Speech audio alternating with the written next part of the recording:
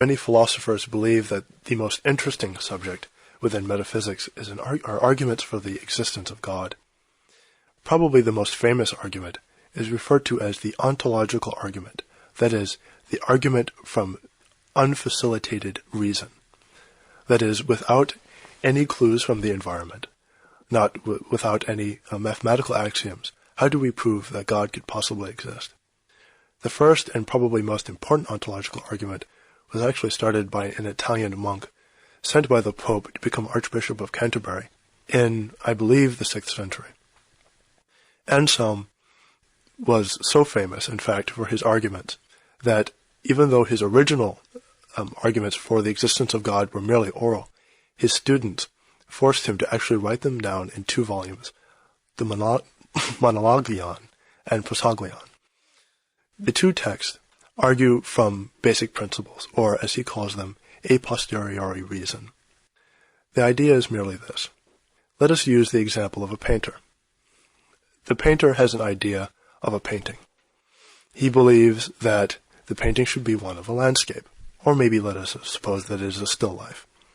In his mind, there is a beautiful painting, one that is fully planned out. Maybe he has ideas of every color and every structure within the painting. Then he sets about the work of actually painting it. He goes and he uses the actual picture that he has generated in his own mind. The painting itself, is the painting itself as great as the original concept that he has in his mind? Was it necessary that the painting should come into existence merely because it existed in his mind? Or did the painting have existence merely by having been cogitated to begin with? Is it necessary for all things that are considered existent to have physical reality before they have subsequent to their having mental reality? Anselm's argument was famous because of its logical simplicity. Its simplicity is this: God exists merely as this. God is that which can, God exists as a thing of which no greater thing can be conceived. It sounds simple, but it's a little more complicated than that. We can think of all things as being inherently good. Some things are inherently better than others because they achieve certain qualities we deem as good for ourselves. They are good for one aspect or another. One is good because it is pleasant to the senses. Another is good because it enables us in our lives. What makes God good? And what makes things absolutely good? And some suggest that that which is absolutely good incorporates all goods. Goods that are inherently pleasurable, goods that are rational for life, that is, it lends itself to our living a peaceable existence and living an existence of contentment, and also has a certain level of, shall we say, inherent mental satisfaction. We see it, and we know that it is pleasant. We know that there is nothing that it is lacking in goodness. It has achieved all good things. Is there anything within our physical world that could possibly achieve all of these good things? Or are good things within our physical world inherently need that which incorporates all goodness? And some believe that that is necessary, that there are things, or a thing, that exists in which it accumulates all goods, all potential goods. If one finds that something is good, let's say beautiful, it's pretty, and that is the manner in which it is good, it is not necessarily good because it gives us a peaceable existence. That which gives us a peaceable existence, let us assume that it's a piece of meat. It's good because it feeds us. It's not necessarily good because it's beautiful. Few people would argue that a piece of meat is beautiful. But there are things, and there should be one thing, according to Anselm, that is a reservoir of all goodness, such that there is no good that it is lacking. Anselm told his students that there can exist only one thing, and that one thing that incorporates all good things is God. It is also by necessity that if other things are to achieve their goodness, they must be good as according to or with response to that which is absolutely good. Hence, all good things, all beautiful things, all necessary things are inherently good because they are originated, or at least held against a standard which is absolutely good. How else would we know that it was good? Anselm therefore believed that God was essentially the reservoir of all goodness, and that in the fact that there are things that exist within our physical world that are in themselves good, then God must exist. This argument held for centuries, and Descartes' argument, a posteriori argument for the existence of God, takes on a similar fleshy tone. The ontological argument, for all intents and purposes, has been given the subjection, or has been subjected to modal logic, by such great philosophers as A.J. Ayer and Charles Hartshorne.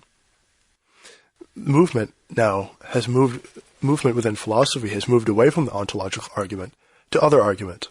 The ontological argument is obviously very facile for pre-scientific societies. New post-scientific societies, or highly developed societies, have moved to arguments for God that become inherently more and more cosmological. What is the cosmological argument for the existence of God? One can say that there are two. One is weak and one is strong. The weak cosmological argument is simply this: we must have been created. Else we would not be here to actually cogitate the existence of that which created us. This anthropological argument, or anthropocentric argument, that is, man-centered argument or human-centered argument, is actually considered weak for a reason, as the listener might believe. The strong cosmological argument, on the other hand, believes that all things exist in a form of cause and effect. If we think of evolution, we know that evolution exists on multiple scales. One can look at not only biological evolution, but chemical evolution. For example, all chemicals that exist originated from hydrogen. Hydrogen was the first chemical to exist within the universe.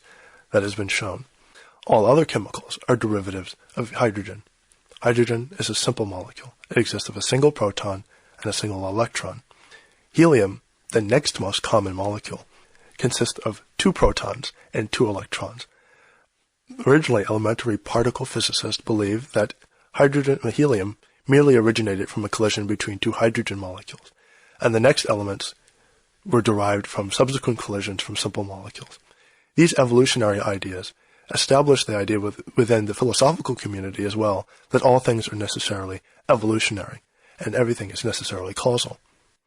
As we have moved further and further into physical theory, the idea has become evident that things must have reached an original cause. That popularized as the idea of the Big Bang, the cause of the universe has ultimately been the idea of an ultimate condensation of matter. How has this matter condensed? Why would a form of highly condensed matter necessarily expand to less condensed forms of matter? What's more, it seems as though all of these things obey a given law of physics. Why are there multiple laws of physics? Why are the physical laws the same everywhere in the universe? Why is it possible that they could not be different everywhere in the universe? The seeming bent of such positivist thinking was popularized within Germany, and actually found its origins in the metaphysics of Kant, and further developed by Wittgenstein and the Vienna Circle. The idea has now become quite trite within the philosophical community of cause and effect. The cosmological argument, therefore, is that God exists as essentially the rational element in the development of the universe. Otherwise, it is perfectly reasonable that the universe could possibly be made up of a motley assortment of different laws, of different structures of matter, of even different intelligences. All of these, mainly the ontological and cosmological arguments, therefore, have developed with technology and developed with society, and lend themselves to different ideas of the existence of God. Their different potency and their different strengths and their influence of the belief of the listener I will leave as an exercise to the student.